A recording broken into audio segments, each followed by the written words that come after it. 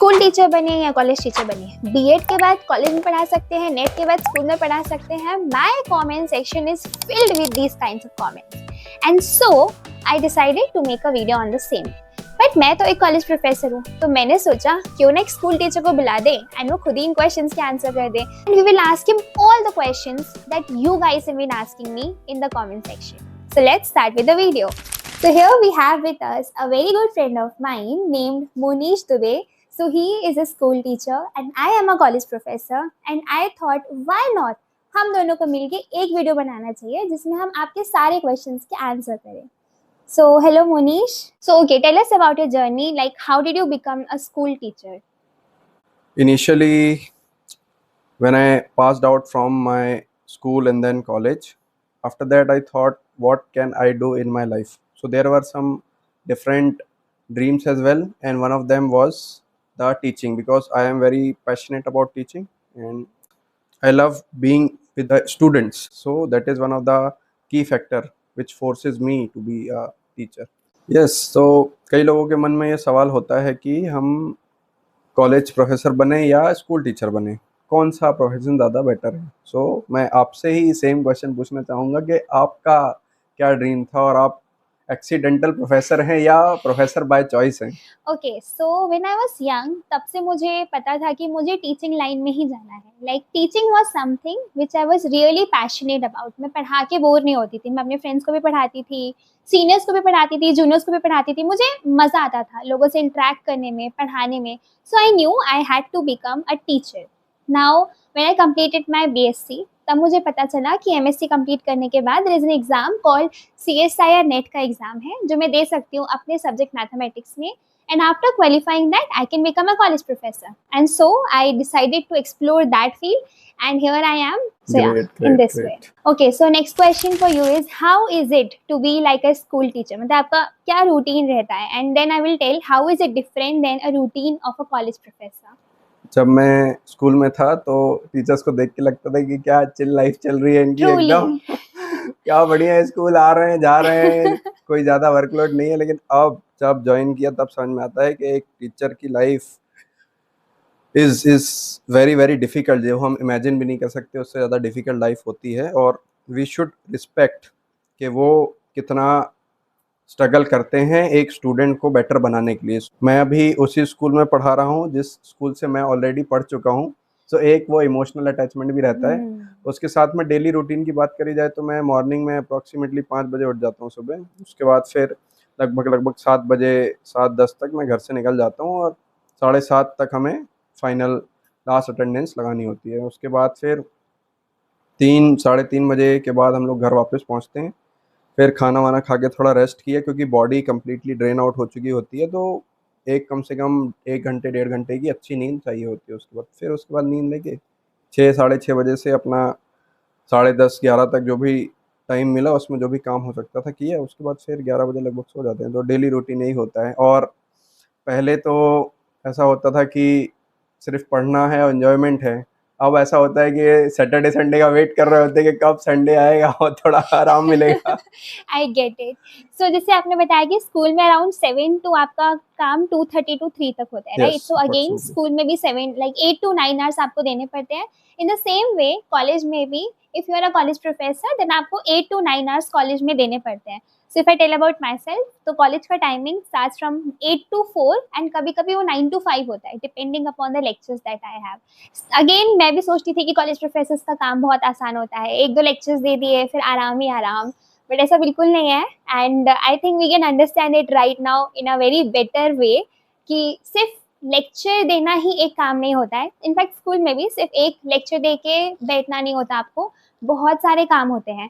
So if you wish to become a teacher, be it a school teacher और be it a college professor, याद रखिए कि आपको पढ़ाने के अलावा भी बहुत सारे काम करने पड़ेंगे. So be prepared for that as well. तो आप ये बताइए कि आप अपने स्टूडेंट्स के साथ बहुत ऐसा स्ट्रिक्ट टीचर बन के रहते हैं या काफ़ी फ्रेंडली फन लविंग टीचर है? मैं प्रेफरेंस मेरी फ्रेंडली और फन लविंग ही होता है. लेकिन अभी जो मैं ऑब्ज़र्व कर रहा हूँ, रिसेंट जो 4-5 साल में जो जनरेशन आई है, वो फ्रेंडली और जेंटल बिहेवियर को कोऑपरेट नहीं करते हैं. वो उसको बहुत लाइटली लेने लगते हैं. सो इसलिए स्ट्रिक्ट होना कंपैरेटिवली ज़रूरी है. मैंने स्टार्टिंग करी थी फ्रेंडली होने के साथ, लेकिन बच्चों की वजह से मुझे स्ट्रिक्ट होना पड़ा। और फिर जब बच्चे एक बार मुझे समझ गए कि इनके साथ हम ज़्यादा मिसबिहेव नहीं कर सकते हैं, तो फिर उसके बाद वो भी समझ गया और मैं भी समझ गया। तो अब वापस से मेरा जो ग्राफ है, पहले काइंड, जेंटल, फनी से फिर स्ट्रिक्ट की तरफ गया, वापस वो काइंड, जेंटल एंड फनी पे आ चुका है। Great, I get that. In fact same here, मैं भी पहले काफी फ्रेंडली थी, बट देन इस जनरेशन के जो स्टूडेंट्स हैं के साथ अगर हम बहुत फ्रेंडली होते हैं ना, तो उनकी पढ़ाई अफेक्ट करने लगती है, टीचर और स्टूडेंट का बॉन्ड अफेक्ट करने लगता है, and that is why again मुझे फ्रेंडली से स्ट्रिक्ट बनना पड़ा। स्ट्रिक्ट से अभी बीच में हूँ, I try to maintain that 50-50 का रेशियो। सो स्ट्रिक्ट और फ्रेंडली होना तो एक एस्पेक्ट है, लेकिन उससे पहले जो मोस्ट इम्पॉर्टेंट पार्ट आ जाता है वो है qualification. So I ask my friend Neha to tell something about the qualification. क्या बीएड करके हम कॉलेज में पढ़ा सकते हैं, और क्या नेट सेट क्वालिफाई करके हम स्कूल में पढ़ा सकते हैं? Okay, so if you have a BEd, that doesn't mean कि आप एक कॉलेज में पढ़ा सकते हैं। ओके, अगर आपके पास नेट या सेट है तो आप स्कूल में पढ़ा सकते हैं, ये भी सच नहीं है। ऐसा हमें लगता है कि अगर हम नेट क्वालिफाइड हैं तो हम स्कूल के लिए तो ऑब्वियसली एलिजिबल होंगे, बट इट्स नॉट ट्रू।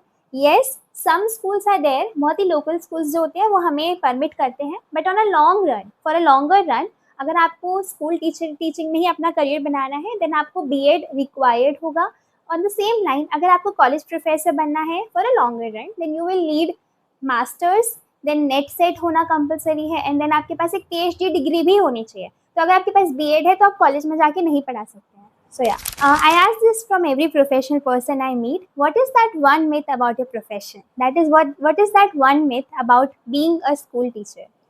हाँ, ये बहुत ही इंटरेस्टिंग क्वेश्चन है एल से, बिकॉज जब मैं टीचिंग प्रोफेशन ज्वाइन करने का सोच रहा था, तब मैंने कुछ लोगों से, मेरे कॉलेज के टीचर से, फ्रेंड से, और दूसरे जो सेक्टर्स में हैं उनसे डिस्कशन किया था कि स्कूल टीचिंग का कैरियर ऑप्शन क्या सही रहेगा या नहीं रहेगा, उनका क्या इस पे बोलना है। तो कई लोगों ने ऐसी बात मेंशन करी कि जो व्यक्ति कोई भी काम नहीं करता है, वो एक स्कूल टीचर बन जाता है। तो वो चीज़ सुन के मुझे काफ़ी धक्का सा महसूस हुआ कि इनका क्या थॉट प्रोसेस है स्कूल टीचिंग के रिगार्डिंग या फिर टीचर के रिगार्डिंग, जबकि उसी टीचर ने उन्हें इतना कैपेबल बनाया है कि आज True. वो कौन-कौन सी पोजीशंस पे पहुँच चुके हैं।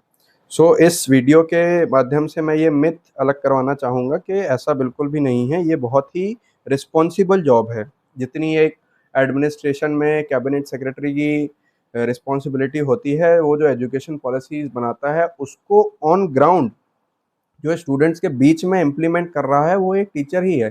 सबसे ज़्यादा बड़ी रिस्पॉन्सिबिलिटी मैं कहूँगा कि एक टीचर की ही होती है, और it is a very passionate and responsible job. और मैं कहूँगा वो बहुत लकी हैं ऐसे जिनको ये जॉब मिल पाती है। हाँ, बहुत सारी ऐसी चीज़ें होती हैं जो उन्हें डिमोटिवेट करती हैं, लेकिन जितने भी टीचर्स हैं उन्हें मेरी तरफ से शत-शत नमन कि वो एक बहुत ही बड़ा और बहुत ही नोबल काम कर रहे हैं, और मैं उम्मीद करता हूँ कि ये वीडियो देख के वो ऐसे ही अपने कामों को और अपने एफर्ट्स को लगातार बढ़ाते रहेंगे, लगाते रहेंगे।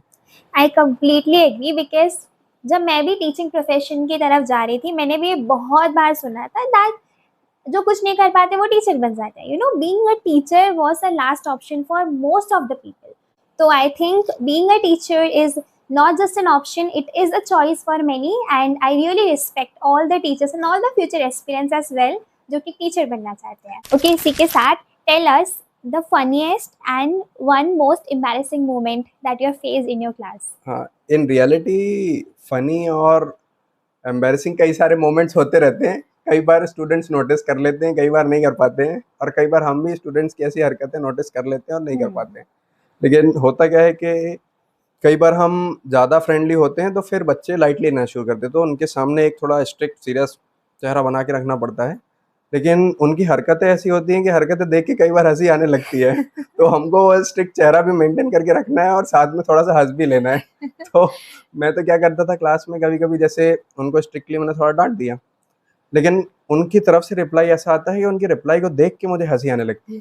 तो मैं पढ़ाते-पढ़ाते से बुक सामने करके कभी-कभी हँस लेता था। हँसने के बाद बुक हटा के फिर थोड़ा सीरियस हंस के चेहरा दिखा के करने लगता था। तो ऐसे करके चीज़ों को मेंटेन कर लेते हैं।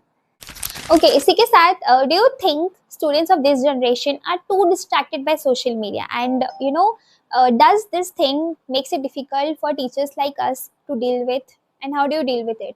Nowadays, I feel social media is too much heavy on the students. When we were in our school days, when we were students, at that time, even we wait for our parents to come to home so that we can take their mobile phone and use social media. But nowadays, even a 6 or 7 year old child is having that smartphone और वो सारे social media को access कर रहा है। तो मेरे हिसाब से तो काफ़ी नेगेटिव इम्पैक्ट्स हैं। एक बार बच्चे का मैच्योरिटी लेवल उतना बढ़ जाए उसके बाद ही इन सब चीज़ों में इन्वॉल्व हो तो बेटर रहेगा। अदरवाइज़ अभी की लाइफ में जो एक्चुअल उनका फोकस होना चाहिए कि एक हेल्दी, एक अच्छी बॉडी मेंटेन करके रखें, एक हेल्दी अच्छा माइंड मेंटेन करके रखें, बहुत सारी चीज़ें सीखें, अपना जो क्रिएटिव माइंड सेट है, माइंड की स्किल्स हैं, उनको ज़्यादा से ज़्यादा डेवलप करें और उनके लिए आप मोबाइल को छोड़ के जो दूसरी क्रिएटिव अच्छी एक्टिविटीज़ हैं उनमें ज़्यादा इन्वॉल्व हों।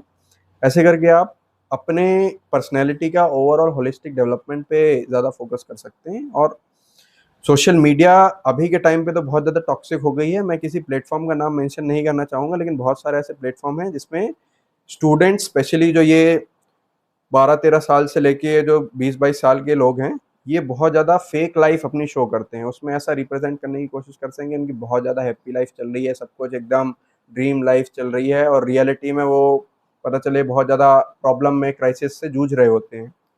और जो स्पेशली जो उस चीज़ को देखता है, उसको इस रियलिटी का अंदाज़ा नहीं होता है। वो सिर्फ़ जो डिस्प्ले हो रही है फेक रियलिटी, उसी पे विश्वास कर लेता है और फिर अपने आप को कंपेयर करता है और फिर एक बार जो वो कंपैरिज़न स्टार्ट हो जाता है, उसकी वजह से प्रॉब्लम्स आना बहुत सारी शुरू हो जाती है। Okay, now what is that one thing you would like to change in our education system? वैसे तो बहुत सारे चेंजेस मेरे हिसाब से लगते हैं, लेकिन एक चेंज अगर पूछा जाए तो मैं पर्सनली और कुछ और लोगों ने मुझे ये चीज़ बताई है। मैं अपने स्कूल में, अपनी क्लास में भी ये चीज़ इम्प्लीमेंट करने की कोशिश करता हूँ कि फोकस स्टूडेंट सेंट्रिक लर्निंग पे ज़्यादा होना चाहिए rather than teacher centric learning. जो अभी तक चीज़ें चलती आ रही हैं, उसके हिसाब से स्कूल एजुकेशन एक टीचर सेंट्रिक लर्निंग स्किल बन चुका है, जहाँ पे Okay. टीचर सेंटर पे होता है और स्टूडेंट उसके अराउंड सीखते हैं। स्टूडेंट सेंट्रिक लर्निंग से मेरा ये कहना है कि जितना ज़्यादा हम स्टूडेंट्स को इन्वॉल्व कर सकें क्लास में, उतना ज़्यादा इन्वॉल्व करने की कोशिश होनी चाहिए।